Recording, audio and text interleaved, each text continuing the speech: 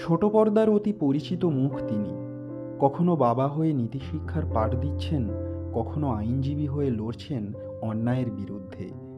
যদিও তার অভিনয় জীবনের সূচনাটা হয়েছিল বিশ্ববিখ্যাত পরিচালক সত্যজিৎ রায়ের হাত ধরে।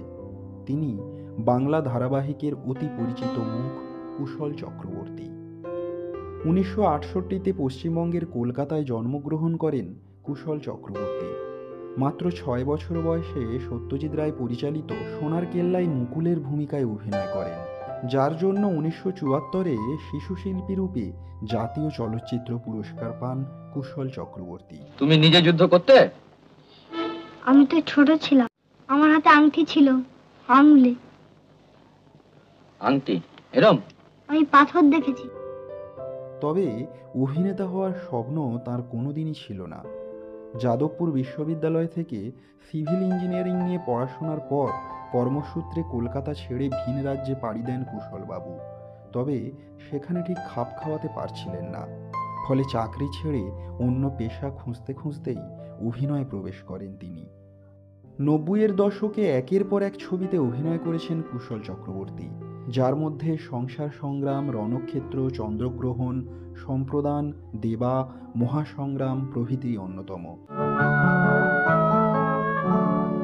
না না, আমি আর খেতে পারছি খাও না। এবার ছাড় দেখি, একটু কাজকর্ম করি। শুয়ে থেকে থেকে একবারে হাত ধরে গেছে। তুমি আর কাজ করবে না মাসিমণি, এবার তোমার বিশ্রাম।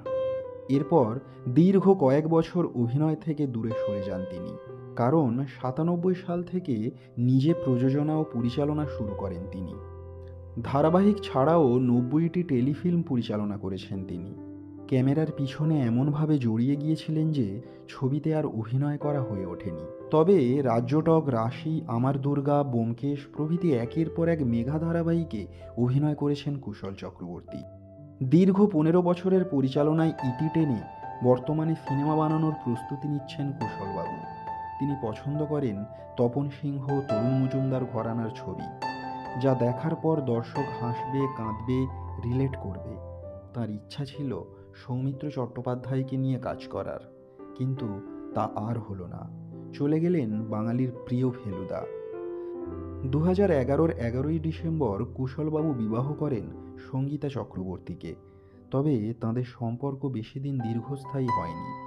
বিবাহ বিচ্ছেদের পর 2015 সালের জানুয়ারিতে অভিনেত্রী সঞ্চারী মুখার্জিকে পুনরায় বিবাহ করেন তিনি।